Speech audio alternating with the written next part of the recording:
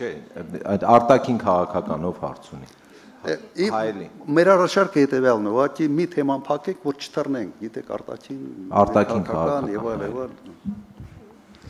Մարիամ Հակոբյան, Հայլիկ Էտեմ, պարոն նախագահ, Զանգեզուրի միջանցքի վերաբերյալ մեզ միջև անգամ զգուշացնում է էկոնոմիստ պրոֆեսոր Ջեֆրի Սաքսը նշել է, որ դա ինչ աղետի է հանգեցնելու հայ ժողովրդի համար, բերելով Գազայի օրինակը, ըստ էության շրջափակում, սով։ Ես այս մասով կուզեմ իմանալ, եթե, ինչպես դուք ասացիք, ձեր մատնանշած երկու կետերը չիրականացվի իշահ Հայաստանի, մեզ արդյոք այդ աղետը սպասվում է, թե ոչ։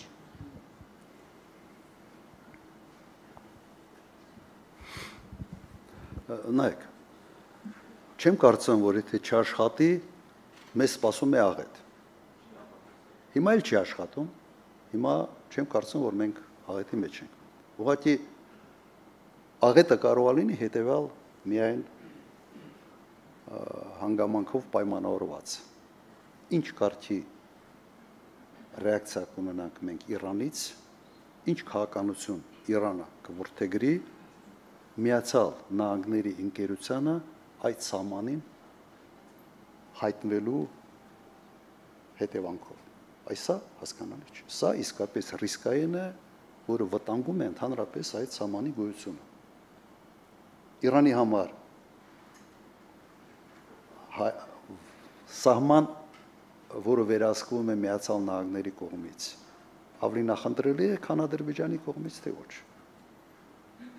Այ փորձեք այդ անկյան տակ նայել, թե ինչպիսի ռիսկի տակ է հայտնում Հայաստանի Հանրապետությունը։ Հատկապես եթե Ջուֆայի ճանապարհը չի բացվում, երկաթուղին չի բացվում, եթե Իրանը սրանից ոչինչ չի շահում։ Հիմա ինձ ասեք, լավ, Իրանը այս ամեն ինչից ինչ որ բան պիտի շահի, թե ոչ։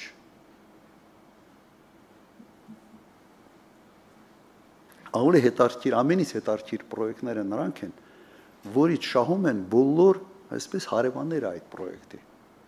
Հիմա ինձ ցույց տվեք այս պրոյեկտից, եթե քարտեզը ինչ է շահում Իրանի Իսլամական Հանրապետությունը։ Բացի նրանից, որ ամերիկյան ընկերություն հայտնում է անմիջապես ամբողջ սահմանին։ Ինչ է շահում։ Լավ, բանաձևը պետք է գտնել նաև մասնակից սարքելու այդ մեծ հարևանին։ Պետք է գտնել, թե չէ։ Լավ, չի ուշում դա ձեզ։ Այսքանը։ Խնդրեմ մնանք արտաքին քաղաքական։ Ձախ հատված առաջի շարք։